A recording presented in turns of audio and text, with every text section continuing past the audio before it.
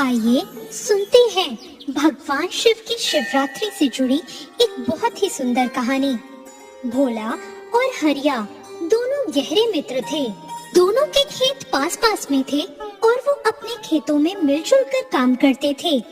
एक दिन हरिया ने भोला से कहा, भोला, हम इतनी मेहनत से फसल उगाते हैं लेकिन फिर भी हमारी गरीबी दूर नहीं होती। हमें कुछ और काम भी करना चाहिए। ये सुनकर भोला कहता है, मित्र, ऐसा नहीं है। भगवान जितना दे रहे हैं उसी में खुश रहना चाहिए। ये सुनकर हरिया को गुस्सा आ जाता है और वो भोला से कहता है, तू कुछ नहीं समझता है।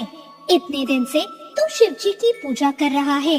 भगवान ने तुझे आज तक दिया ही क्या है। तब भोला कहता है, मैंने आज तक अपने भोले बाबा से कुछ नहीं मांगा। मैं तो बस सच्चे मन से उनकी पूजा करता हूँ और वो अपने आप ही मेरे सारे काम बना देते हैं। मुझे कुछ मांगने की जरूरत ही नहीं पड़ती। तू भी मेरे साथ मंदिर चलाकर तेरे मन से भी लालच निकल जाएगा। हरिया गुस्सा होकर अपने घर चला जाता है।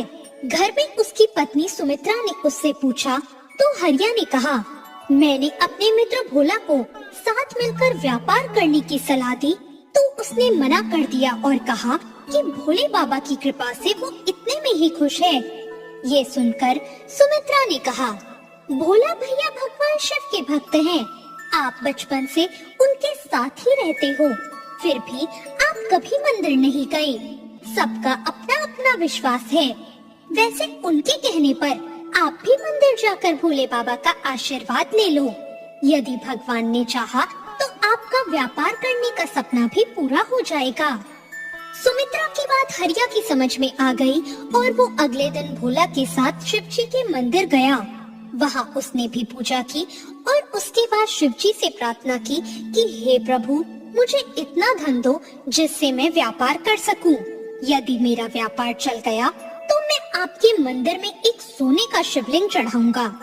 उसकी ये प्रार्थना सुनकर भोला मुस्कुरा रहा था, लेकिन उसने हरिया से कुछ नहीं कहा और वापस आकर अपने खेतों में काम करने लग गया।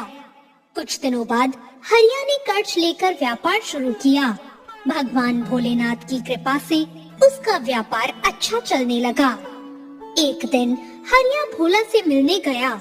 उसने कहा, भोला देख, तूने भोले बाबा की इतनी साल से भक्ति की और कुछ नहीं मांगा और मैं केवल तेरे